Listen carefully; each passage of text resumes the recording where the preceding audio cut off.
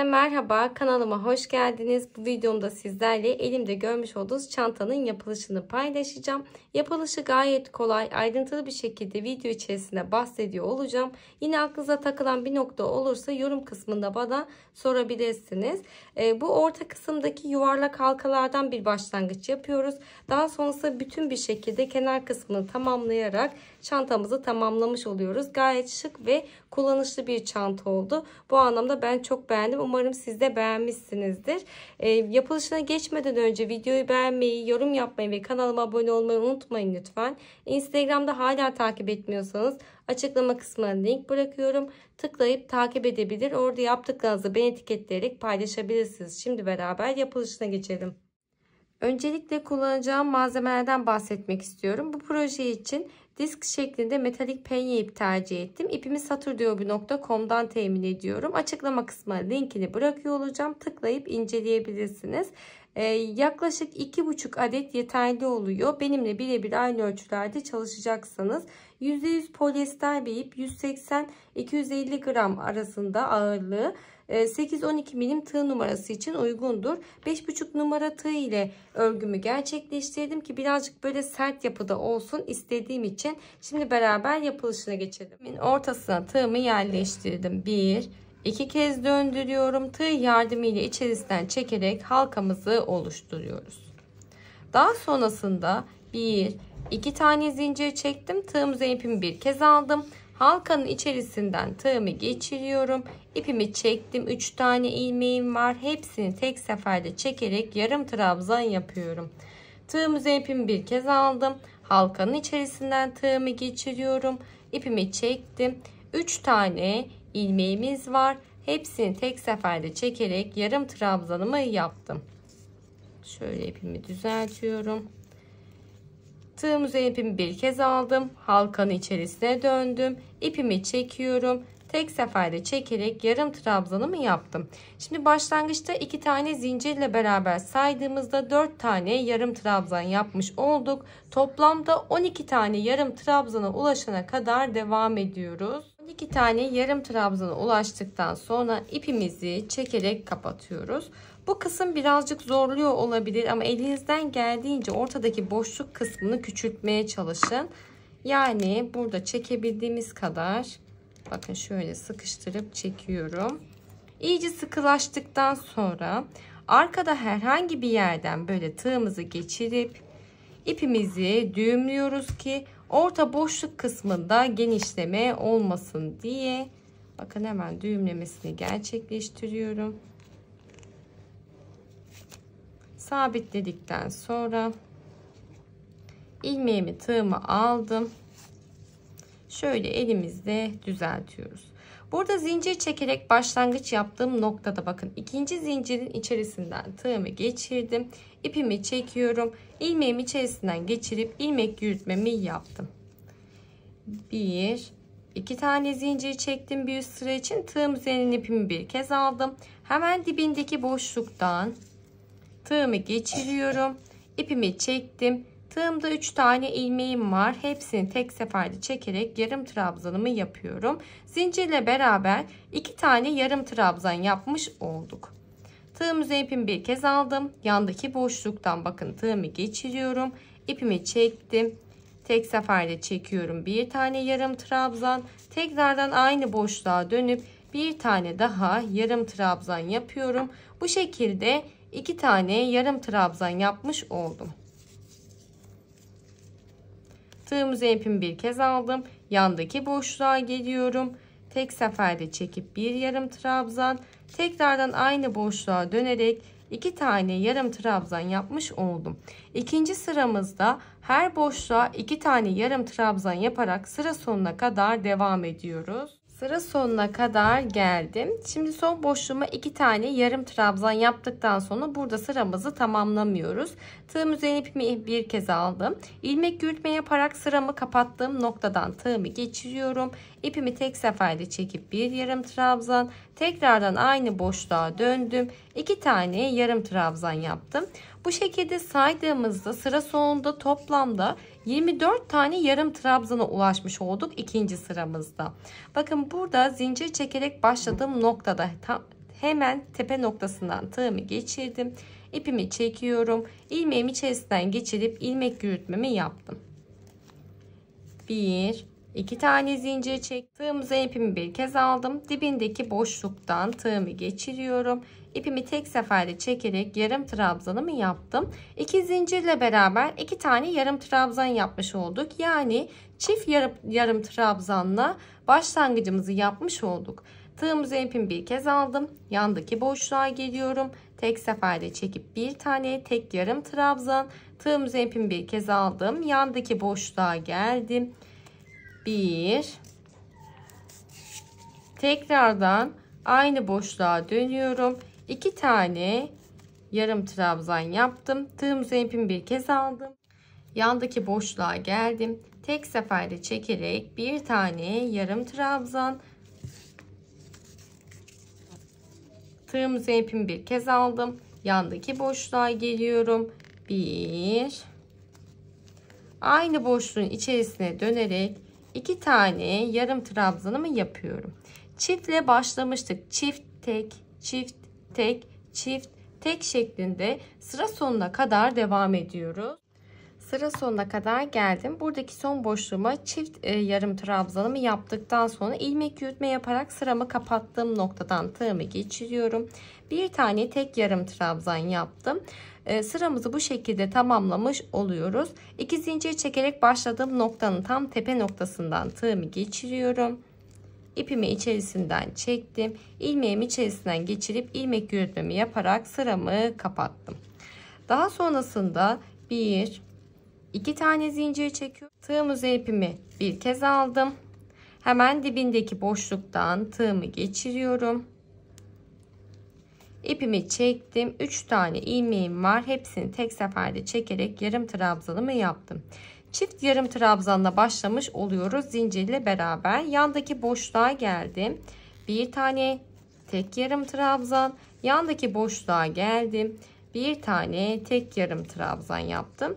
Bu şekilde 2 tane tek yarım trabzan yaptıktan sonra tığımıza ipimi bir kez alıyorum. Yandaki boşluğa geldim.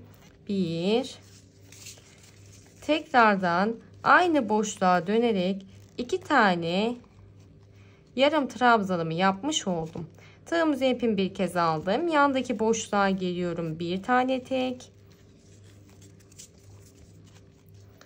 Yandaki boşluğa geliyorum. Bir tane tek yarım trabzan, yani 2 tane tek yarım trabzan yaptıktan sonra diğer boşluğuma geliyorum.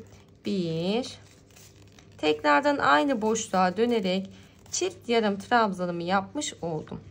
Çift yarım trabzanla başladık. Bir tane çift, 2 tane tek, bir tane çift, 2 tane tek, bir tane çift, 2 tane tek şeklinde sıra sonuna kadar devam edelim. Sıra sonuna kadar geldim. Sıra sonunda başlangıç noktamızdan tığımızı geçiriyoruz.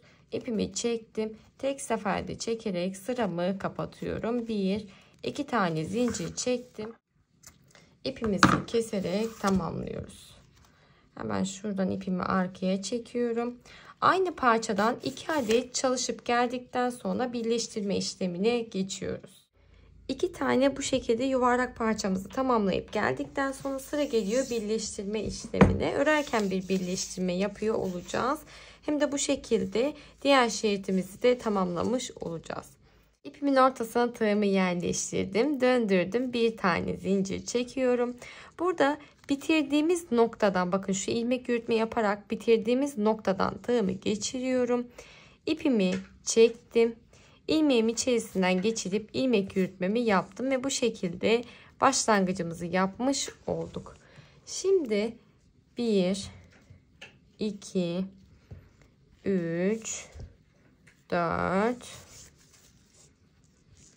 5 6 7 8 9 10 11 12 13 14 tane zincir çektim. Şöyle bir bakıyorum. 14 15 16 ve 17 tane zincir çekiyorum. 17 tane zincir çektikten sonra burada ilmeğimi bıraktım. Yine aynı şekilde diğer taraftaki bitirdiğimiz noktadan tığımı geçiriyorum. İpimi çektim. İlmeğimi içerisinden çekiyorum. Ve burada ipimi içerisinden çekerek ilmek yürütmemi yapıp sıramı kapatıyorum. Daha sonrasında bir üst sıradaki bakın şöyle boşluğumdan tığımı geçiriyorum. İpimi içerisinden çektim.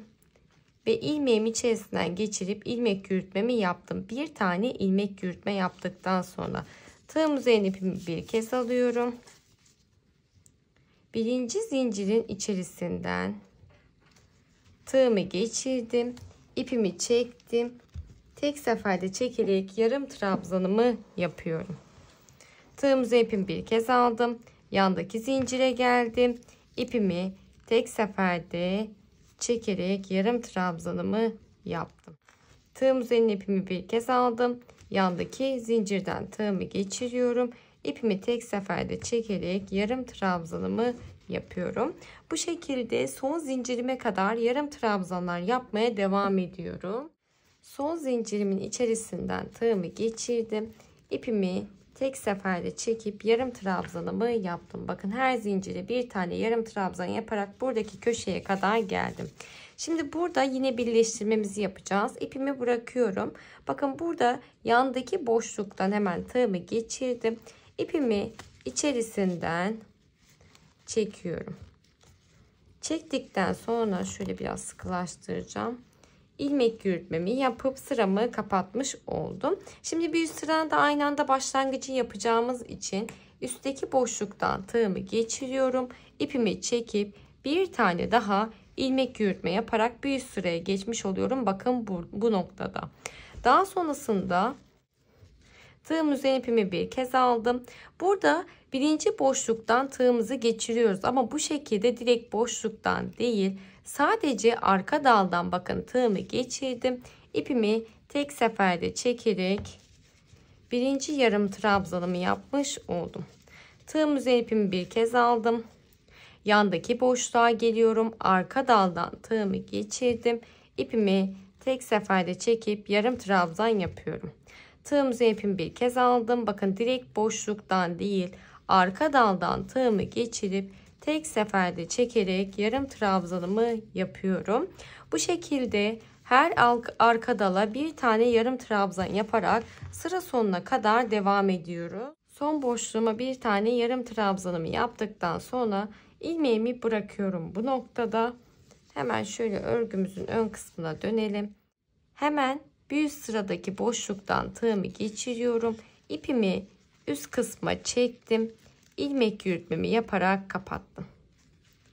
Örgümün ön kısmındayım. Bu arada bir üst sırada boşluktan tığımı geçiriyorum.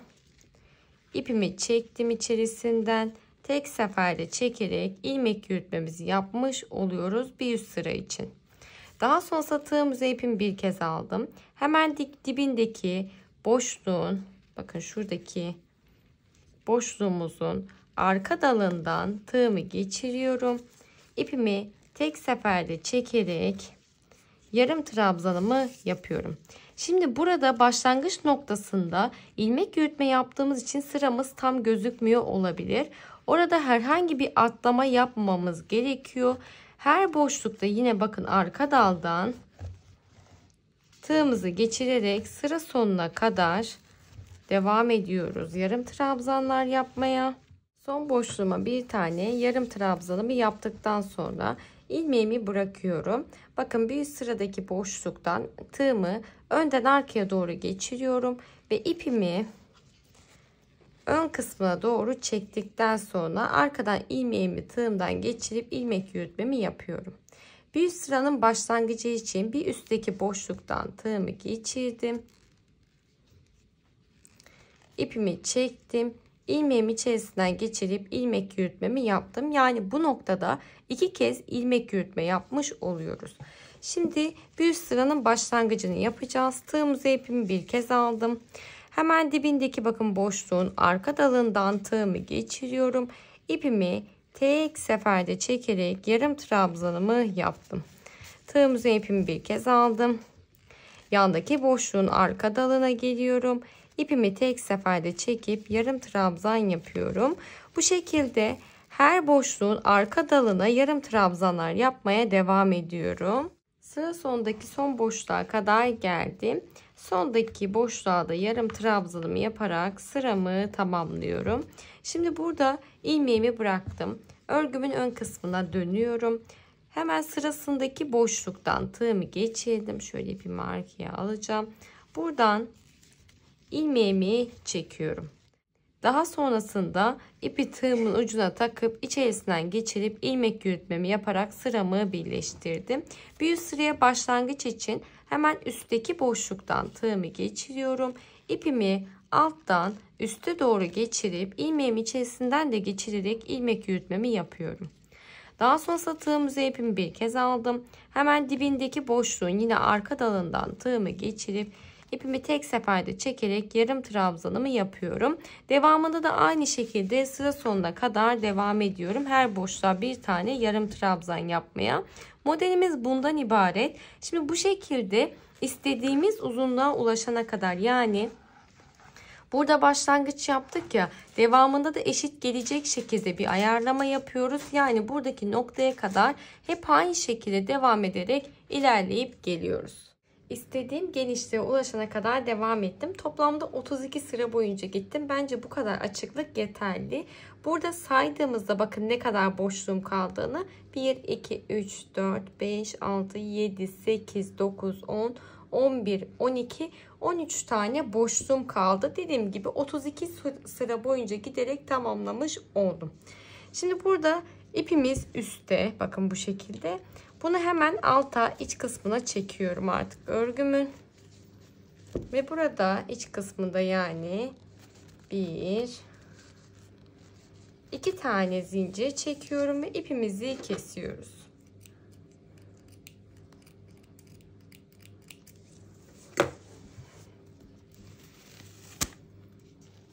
Bakın bu şekilde tamamlamış olduk. Her iki taraf için de geçerli. Şimdi sıra geliyor kapak kısmına. Kapak kısmı için küçük bir parça yapıyor olacağız beraber. Oval bir kapak kısmı yapmayı düşünüyorum. İpimin ortasına tığımı yerleştirdim. Döndürdüm. Ve bir tane zincir çekerek başlangıcımı yaptım. Devam ediyorum. 2, 3. Toplamda 13 tane zincir çekiyoruz. Şimdi 13 tane zincir çektikten sonra 1, 2 tane daha zincir çektim. Tığımıza ipimi bir kez aldım. 13. zincirin içerisinden tığımı geçiriyorum. İpimi tek seferde çekerek yarım trabzanımı yaptım. Tığımıza ipimi bir kez aldım. Yandaki zincirden tığımı geçiriyorum. Aynı zincir içerisinden oldu. Yandaki zincirden tığımı geçirdim. Tek seferde çekerek yarım trabzanımı yaptım. Yandaki zincire geliyorum. Bir tane yarım trabzan. Yandaki zincire geldim. Bir tane yarım trabzan yaptım. Buradaki son zincirime kadar her zincir içerisine bir tane yarım trabzan yapmaya devam ediyorum. Son zincirime geldiğimde tığımızı ipimi bir kez aldım. Bakın başlangıçtaki zincirimizden, daha doğrusu tığımızı geçiriyoruz. 1, tekrardan aynı zincirin içerisine dönüyorum.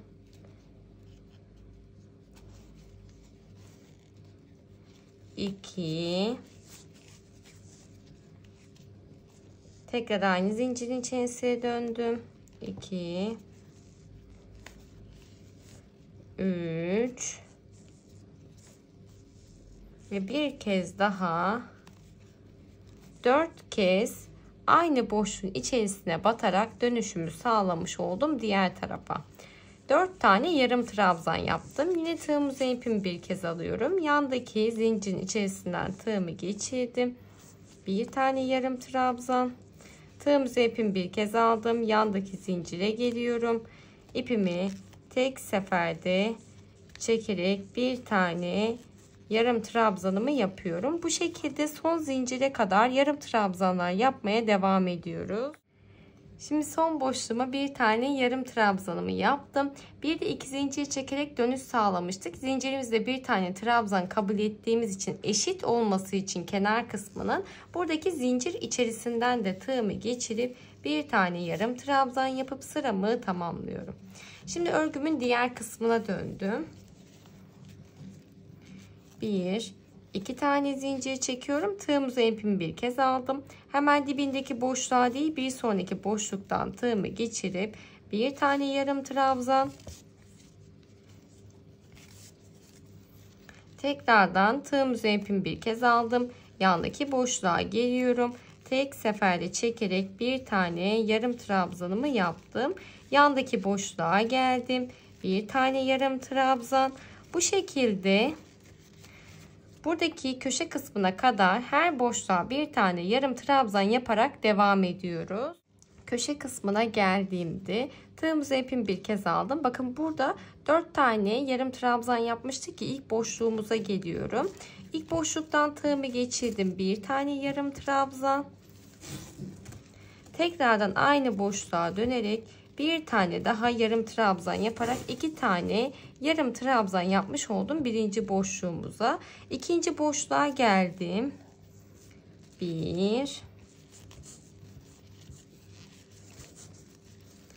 2 tane yarım trabzan yapıyorum. Yandaki boşluğa geldim. Bakın dönüşümüzü sağlıyoruz. Bu köşeye 4 tane yarım trabzan yaptığımız için 4 boşluğa bizim çift yarım trabzan yapmamız gerekiyor. Şimdi 3. boşluğuma da çift yarım trabzan, 4. boşluğuma geldim. Yani son arttırma yapacağımız boşluğa geldiğimde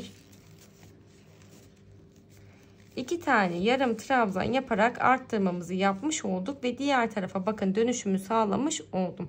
Saydığımda 2, 4, 6, 8 tane yarım trabzana ulaşmış olduk. Devamında son boşluğuma kadar her boşluğa bir tane yarım trabzan yaparak devam ediyorum. Son boşluğuma kadar geldim. Son boşluğuma da bir tane yarım trabzan yapıyorum. Ve burada bir tane zincir çekip ipimizi biraz uzun keserek artık parçamızı, kapak kısmımızı tamamlamış olduk. Şimdi ben küçük bir kapak kısmı çalıştım. Dilerseniz burada daha geniş de çalışabilirsiniz. Nasıl yapmanız gerekiyor? Eğer aradaki başlangıçta 13 tane zincir çekmiştim ya, daha küçük tutarsanız daha da bu şekilde dönerek daha geniş bir kapak kısmı elde edebilirsiniz. Yani şimdi biz bu noktaya bakın bu şekilde dikme işlemi yapacağız. Şu an tam görebiliyor musunuz?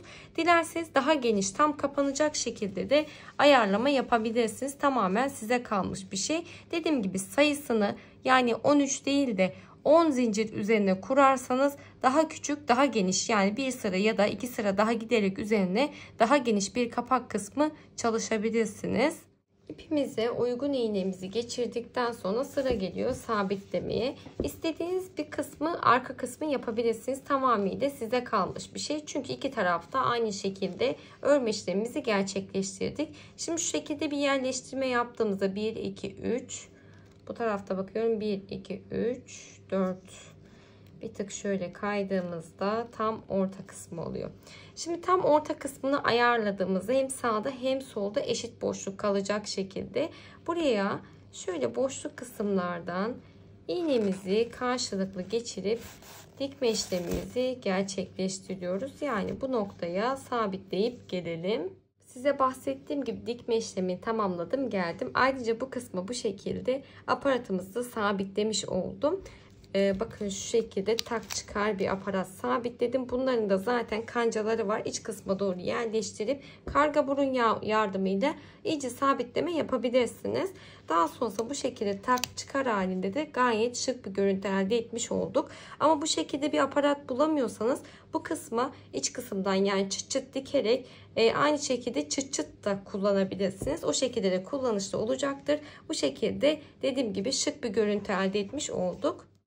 Şimdi sıra geldi askı kısmına. Askı kısmı için zincir çekerek başlangıç yapacağız ama burada askı tamamen size kalmış bir şey. Ne kadar geniş olsun istiyorsanız, şuradaki genişlik için askınızın ne ölçüde olsun istiyorsanız o şekilde bir zincir çekmeniz gerekiyor. Şimdi beraber başlayalım. İpimin ortasına tığımı yerleştirdim. Bir kez döndürdüm ve bir tane zincir çekerek başlangıcımı yapıyorum. İstediğimiz ölçüye ulaşana kadar devam ediyoruz.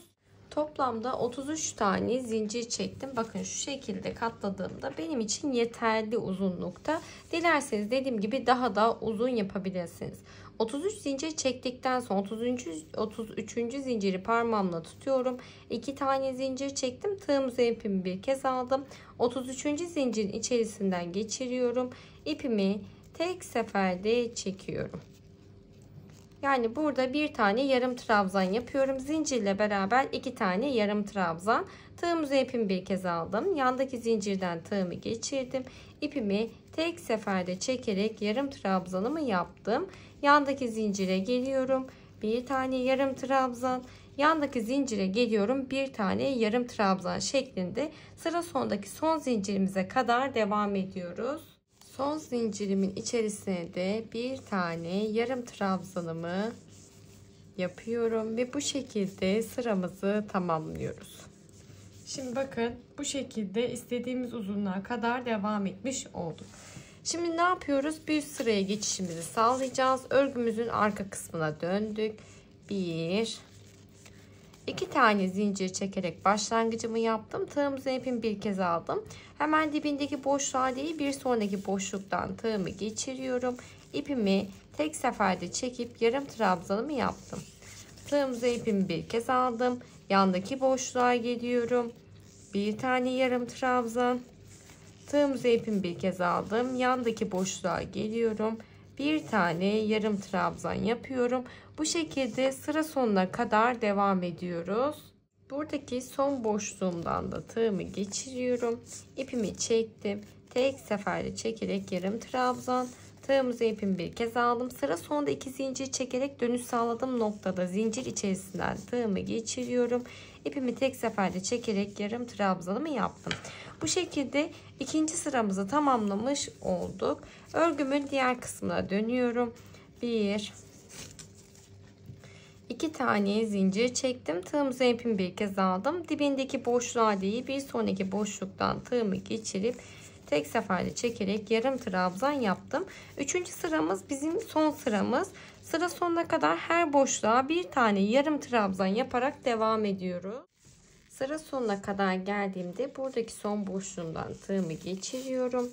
Bir tane yarım trabzan ve sıra sonunda 2 zincir çekerek başladığım noktada ikinci zincirden de tığımı geçirdim. Bir tane yarım trabzan yaparak sıramızı tamamlamış olduk.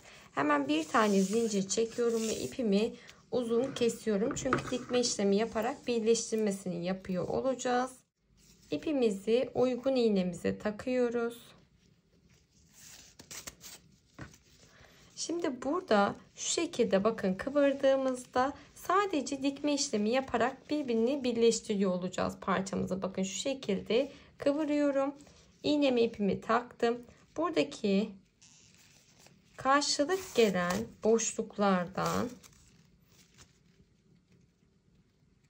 iğnemizi geçirerek karşılıklı bir dikme işlemi yapıyoruz. Bakın.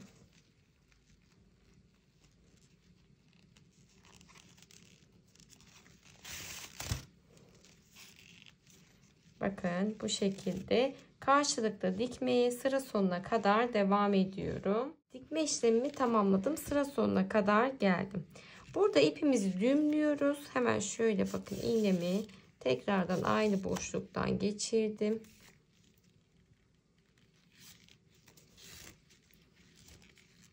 Düğümleme işlemi yaptıktan sonra iç kısmından şöyle boşluktan ipimi gizliyorum.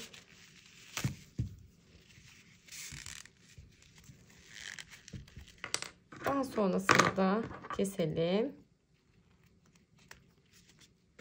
Bakın bu şekilde askı kısmını tamamlamış olduk. Gayet ideal oldu. Şimdi buraya bu şekilde elimde halkalarım vardı. Bununla sabitleme yapacağım çantanın gövde kısmına. Hemen şöyle boşluktan geçirebildiğiniz noktadan geçiriyorsunuz. Halkaları askı kısmına taktıktan sonra aynı şekilde çantamıza da takıyoruz. Tam şöyle orta kısmından bakın. Hemen bu kısımdan da